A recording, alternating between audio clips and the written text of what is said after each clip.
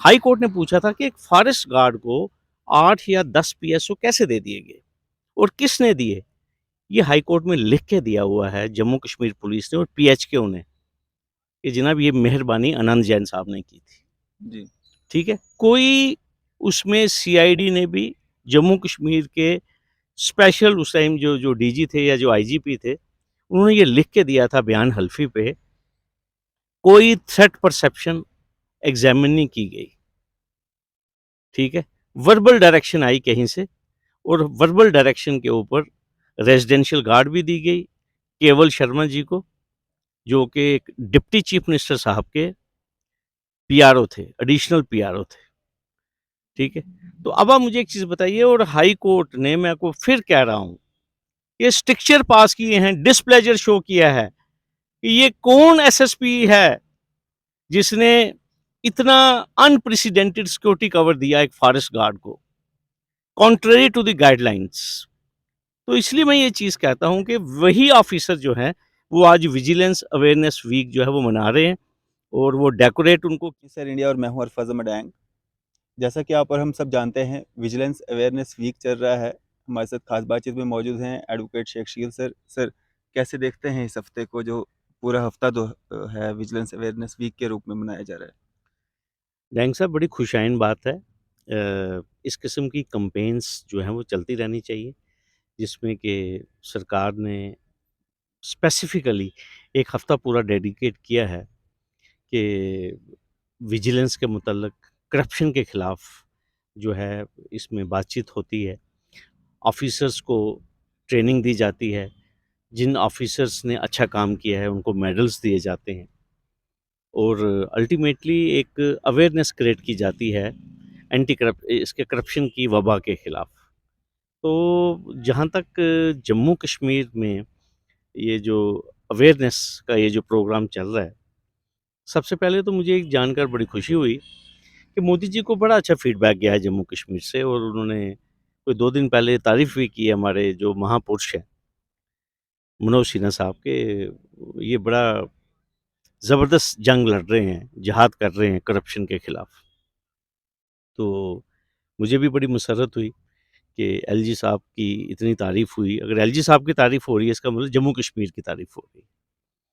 लेकिन कुछ बातें जो हैं, जो मैं अक्सर करता हूँ, वो मैं बातें इसलिए करता हूँ कि मेरा मकसद ये नहीं है कि मैं किसी के खिलाफ हूँ। लेकिन एक प्रॉपर फीडबैक जो है ना, वो सरकार को और आवाम को ज़रूर जाना चाहिए कि क्या वाक़ई जम्मू कश्मीर में करप्शन ख़त्म हो गई है? क्या करप्शन का यहाँ पे ख़ात्मा हुआ है? आप देखिए, मुझे लगता है कोई 4 साल हो गए हैं हमारे जो डायरेक्टर विजिलेंस है एंटी करप्शन ब्यूरो, आनंद जैन साहब, उनको 4 साल हो गए यहाँ पे बने हुए डायरेक्टर विजिलेंस।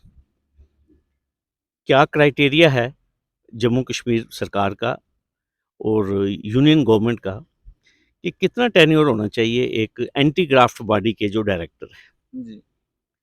देखिए, जहाँ तक तो जैन साहब हैं, ये डेकोरेटेड अफ़सर हैं।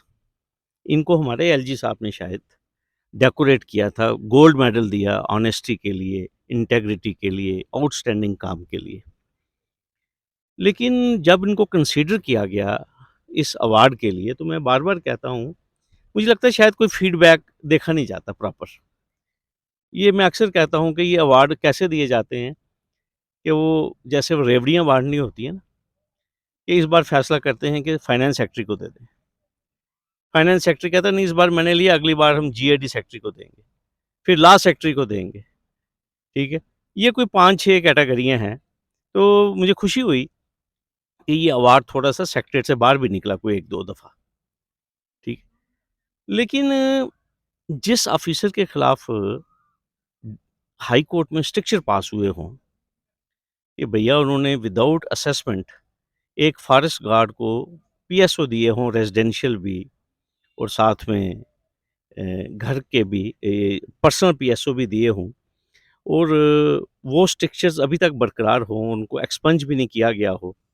तो अगर एलजी साहब ने उनको डेकोरेट किया और पिछले 4 साल से हैं, तो ये एलजी साहब को मुबारक है, अच्छी बात है, वो बड़ा अच्छा काम कर रहे हैं। आप देखिए, 7 करोड़ या 5 करोड़ का बैंक का कोई स्कैम था, विक्रम मल्होत्रा, आदित्य मल्होत्रा जो हैं, उनके खिलाफ पर्चा लगा। बिल्कुल। ठीक है? फिर उसके बाद हिलाल राठौर के खिलाफ जम्मू कश्मीर बैंक से उन्होंने लोन लिया था यूनिवर्सिटी ब्रांच से, वो जो उन्होंने पैराडाइज एवेन्यू बनाए हुए हैं अपार्टमेंट्स, तो कहते हैं जी कोई उसमें भी कोई इरेगुलरिटी थी लोन में या जो भी है। तो आपने देखा कि हमारे एंटी करप्शन ब्यूरो ने, फिर सीबीआई ने अल्टीमेटली पकड़ दकड़ भी हुई और हिलाल राठौर साहब मुझे लगता है कोई 1 साल या 8 महीने के बाद उनकी बेल हुई। मुकदमात में मुलव्वस है, ठीक है? सरकार के को अगर लगता है कि कहीं पे गड़बड़ है या इरेगुलरिटी है तो अच्छी बात है, कार्रवाई हुई, बिल्कुल। ठीक है? फिर उसके बाद आपको पता है 31 करोड़ का जो लोन है, हिमगिरी इंफ्रास्ट्रक्चर का, लिंक रोड ब्रांच से 31 करोड़ रुपए का लोन लिया हिमगिरी इंफ्रास्ट्रक्चर ने, जिसके बेनिफिशियरी, प्रोमोटर्स, डायरेक्टर्स हमारे कविंदर गुप्ता जी, हमारे डॉक्टर निर्मल सिंह जी, हमारी मैडम ममता सिंह जी। लेकिन उस फाइल के ऊपर जिसे कहते हैं वो बस्ता खामोशी में पड़ी हुई है अनंत जैन साहब के दफ्तर में, उसके ऊपर कार्रवाई नहीं होगी, क्योंकि इसे हम कहते हैं कैरियरिस्टिक अप्रोच, क्योंकि उनको आगे बढ़ना है अपने ज़िंदगी में, कैरियर में। उसके ऊपर वो बात नहीं करेंगे, उस फाइल को नहीं हिलाएँगे। कई दफ़ा मैंने कहा कि ना ही वो प्रोजेक्ट बना, ठीक है? जाके मौके पे देख लें। शो काज़ नोटिस टर्मिनेशन का उनको इश्यू हो चुका है हिमगिरी इंफ्रास्ट्रक्चर को। ना वहाँ पे प्रोजेक्ट लगा, पैसा खुर्द-बुर्द हो गया, अकाउंट एनपीए हो गया, ठीक है? लेकिन यहाँ पे कोई कार्रवाई नहीं होगी। लेकिन मेरा देश बदल रहा है, जम्मू कश्मीर जो है वो बदल रहा है, ठीक है? फिर उसके बाद आप देख लीजिए एलजी साहब हमारे, जो हमारे महापुरुष हैं, एलजी साहब 1 जनवरी 2022 को एक इंक्वायरी पैनल का गठन करते हैं। माता वैष्णो देवी के भवन में आपको मालूम है वहाँ पे भगदड़ मची। 3 मेंबरी जांच पैनल को 7 दिन दिए गए, जिसमें 3 हमारे एमिनेंट ब्यूरोक्रेट्स शालीन काबरा साहब, डॉक्टर राघव लंगर जी और श्री मुकेश सिंह जी। 7 दिन में इन्होंने इन्वेस्टिगेट करना था, इंक्वायर करना था कि क्या वजूहात रही जिसकी वजह से ये भगदड़ मची, और पॉइंट आउट करने थे कौन से लोग हैं। आज तक वो मंजरे आम पे वो इंक्वायरी रिपोर्ट नहीं आई। आज मुझे लगता है 10 महीने हो गए, ठीक है? कोई नहीं पूछेगा एलजी साहब को, क्योंकि एलजी साहब खुद चेयरमैन है माता वैष्णो देवी श्राइन बोर्ड के। वो इंक्वायरी रिपोर्ट संभाल के रखी हुई है उन्होंने अपने पास, और चीफ सेक्रेटरी साहब ने, वो नहीं निकालेंगे। क्यों? क्योंकि वो निकलेगी तो देश की एकता और अखंडता को खतरा हो जाएगा। उसमें भी तो अकाउंटेबिलिटी फिक्स करने की बात है ना, रिस्पॉन्सिबिलिटी फिक्स करने की बात है। आप रोज कहते हैं कि मुझे रूल ऑफ लॉ स्थापित करना है जम्मू कश्मीर में, तो एलजी साहब कीजिए ना। विजिलेंस अवेयरनेस वीक चल रहा है तो इसी हफ्ते ही रिपोर्ट बाहर निकालिए, लेकिन वो रिपोर्ट बाहर नहीं आएगी। और जिस चीफ एग्जीक्यूटिव ऑफिसर के टेन्योर में, सुपरविजन में ये स्टैम्पीड हुआ, उनको एक प्राइज पोस्टिंग दी गई। उनका नाम है रमेश कुमार। वो इस टाइम जम्मू खित्ते के डिविजनल कमिश्नर है। कौन सा विजिलेंस अवेयरनेस वीक, आप मुझे बताइए। मेरा विश्वास कैसे बनेगा विजिलेंस अवेयरनेस वीक के ऊपर, या जम्मू कश्मीर के अवाम का विश्वास कैसे बनेगा रूल ऑफ लॉ में, जब दोहरे मापदंड है, जब यहाँ पे सिलेक्टिव किलिंग है। हाई कोर्ट ने 18 फरवरी 2021 को एक जनहित याचिका में श्रीनगर से जम्मू कश्मीर सरकार को, चीफ सेक्रेटरी को, डायरेक्टर एस्टेट्स को कहा कि भाई ये जो अनऑथोराइज ऑक्यूपेंट्स हैं, एक्स मिनिस्टर्स, एक्स लेजिस्लेटर्स, इनको अविक्ट कीजिए, इनसे बकाया जात लीजिए। डैंग साहब 18 फरवरी 2021 यूटी सरकार में सबसे बड़ा जो इंसाफ का जो टेम्पल है, ये उसका ऑर्डर है। ये किसी मुंसिफ कोर्ट का या कोई तहसीलदार या नायब तहसीलदार का ऑर्डर नहीं है। लेकिन नोटिस किसको निकला? महबूबा मुफ्ती को। नोटिस किसको निकला? जीएम शाह के परिवार को। नोटिस किसको निकला? चौधरी लाल सिंह को। ठीक है? ये नोटिस क्यों नहीं निकला कविंदर गुप्ता एंड पार्टी को। ये कौन सा विजिलेंस अवेयरनेस वीक है एलजी साहब? जरा हमें भी बताइए आप इतने सिलेक्टिव क्यों हैं? मजा तो तब होता, ये शुरुआत गांधीनगर से होती, कविंदर गुप्ता जी से होती, तो मेरा भी विश्वास बनता है ना रूल ऑफ लॉ के ऊपर। मतलब आप इनको 2024 तक उन्हीं कोठियों में रखेंगे, सिक्योरिटी भी देंगे, ताकि ये ऐशो इशरत करें। ऐसा मत कीजिए। मैं बार बार एक चीज कह रहा हूं, लोगों ने आंखें बंद नहीं की हैं एलजी साहब, ये मैं आपसे कहना चाहता हूं। और सबसे बड़ी बात मैं आपको डैंग साहब ये कहूंगा, जिस खिते में अदालत आलिया के आर्डर की रिस्पेक्ट खत्म हो जाए, और आज मैं आपके माध्यम से अपनी ऑनरेबल हाई कोर्ट को कहूंगा, जरा सुओ मोटो कंटेम्प्ट इनिशिएट करें कि क्या आपका आर्डर जो है वो इम्प्लीमेंट हुआ है या नहीं हुआ है। और दूसरी बात मैं आपको डैंग साहब ये कहूंगा कि जब आप हुकूमत में होते हैं तो सबसे पहले जो नजर जाती है, सबसे पहले जो सवाल उठता है, उन लोगों के ऊपर उठता है जो लोग पावर में हैं। अब आप महबूबा मुफ्ती को नोटिस निकालें, जीएम शाह के परिवार को नोटिस निकालें, या चौधरी लाल सिंह को निकालें। चौधरी लाल सिंह इस वक्त गांधीनगर में डोगरा स्वाभिमान की सियासत कर रहा है, ठीक है, तो उसको निकाल के, क्योंकि वो आपके खिलाफ बात करता है, ठीक है। महबूबा मुफ्ती आपके साथ अभी कंपैटिबल नहीं है, लेकिन जून 2018 तक तो आपका निकाह था पीडीपी के साथ, तब तक तो वो बिल्कुल ठीक थी। लेकिन आज क्योंकि पॉलिटिकली कंपैटिबिलिटी नहीं है, तो आपने उनको अविक्ट करना है। मेरा कोई जस्टिफिकेशन नहीं है for Mehbooba Mufti also, for GM Shah family also, and for Chaudhary Lal Singh also, they should immediately vacate. लेकिन ये जो भारतीय जनता पार्टी के लेजिस्लेटर्स हैं, एक्स, और जो एक्स डिप्टी चीफ मिनिस्टर है, उनको क्या जुआजियत है सरकारी बंगलों में रहने की जून 2018 के बाद? तो ये कौन सी विजिलेंस, आप मुझे बताइए, अवेयरनेस।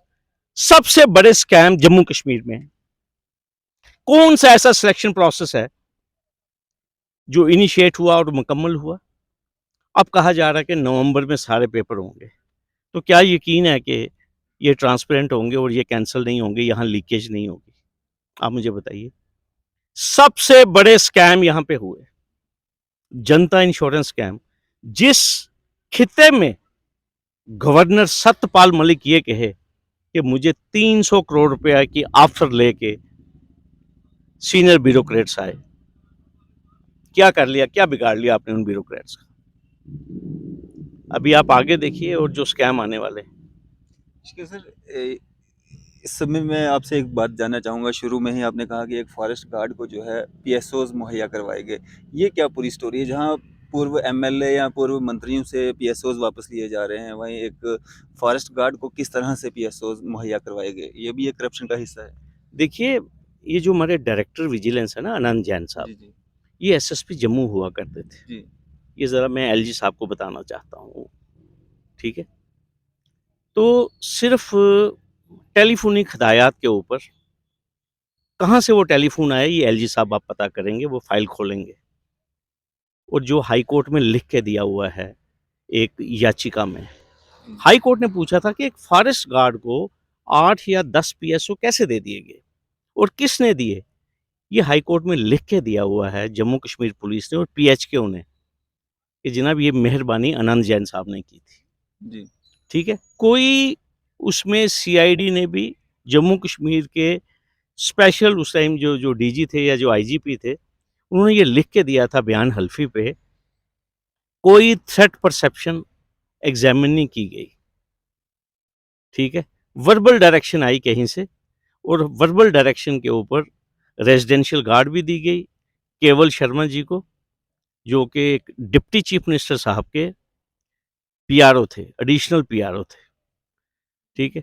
तो अब आप मुझे एक चीज बताइए, और हाई कोर्ट ने, मैं आपको फिर कह रहा हूं, कि स्ट्रिक्चर पास किए हैं, डिस्प्लेजर शो किया है कि ये कौन एसएसपी है जिसने इतना अनप्रेसिडेंटेड सिक्योरिटी कवर दिया एक फॉरेस्ट गार्ड को। Contrary to the guidelines. तो इसलिए मैं ये चीज़ कहता हूँ कि वही ऑफिसर जो हैं, वो आज विजिलेंस अवेयरनेस वीक जो है वो मना रहे हैं और वो डेकोरेट उनको किया हमारी जम्मू कश्मीर की सरकार ने।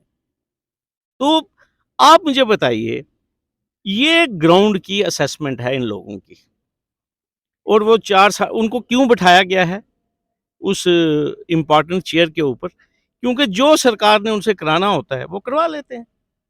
तो ऐसे ही तो अफ़सर चाहिए होते हैं, जो टेलीफ़ोन सुन लें, ठीक है? तभी तो मैं आपको कह रहा हूँ कि विक्रम मल्होत्रा, आदित्य मल्होत्रा के खिलाफ पर्चा लगता है, हिलाल राठौर के खिलाफ पर्चा लगता है, लेकिन हिमगिरी वालों के फाइल जो है ना, वो नहीं खुलती। तो वे तभी तो डेकोरेट किया जाता है।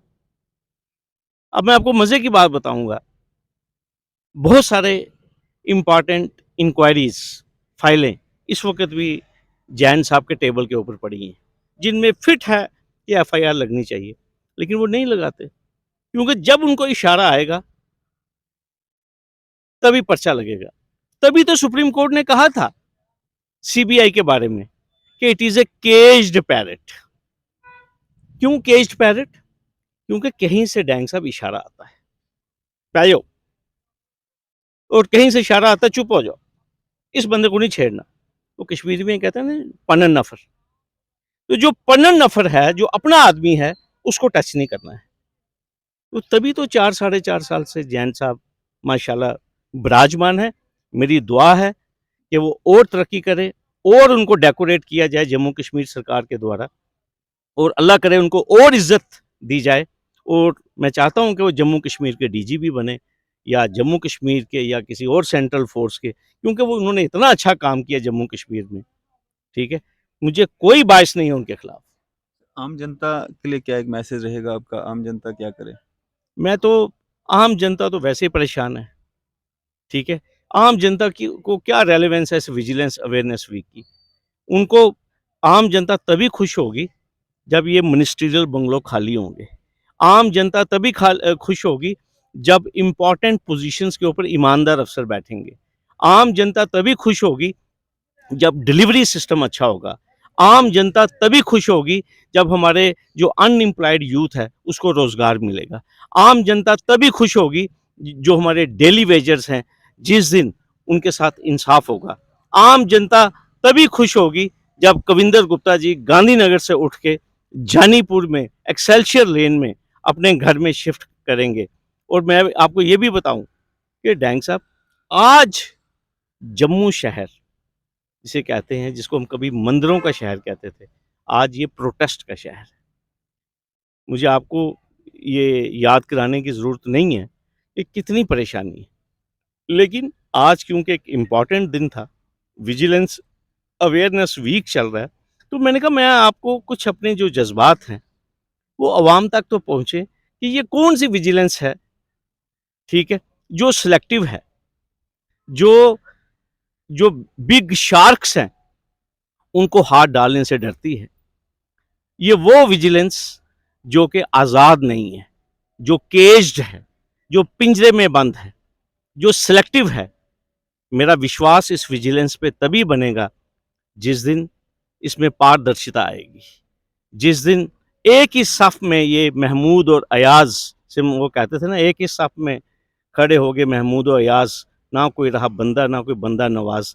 जब ये राम और रहीम में कोई तफरीक नहीं करेंगे, जब ये किसी बिग विग और किसी स्मॉल एम्प्लॉई या पटवारी में कोई फ़र्क महसूस नहीं करेंगे, तब मज़ा आएगा ना विजिलेंस अवेयरनेस वीक बनाने का। और मैं जाते जाते एलजी साहब से यही गुजारिश करूँगा कि एलजी साहब, जो आप कहते हैं कि मुझे रूल ऑफ लॉ स्थापित करना है, उसको एक्चुअल में स्थापित करें, बस मुझे यही कहना है। शुक्रिया सर हमारे साथ बातचीत करने के लिए। Thank you sir. ये थे हमारे साथ advocate Sheikh Shakeel sir. Vigilance awareness week मनाया जा रहा है। आपकी इस सब पे क्या राय है? आप भी अपनी राय जो है ज़रूर साझा कीजिएगा। इसी तरह की मज़ीद अपडेट्स के लिए आप देखते रहें न्यूज़ सैर इंडिया। मैं फैज़ल मडैंग, कैमरामैन शाहनवाज़ के साथ।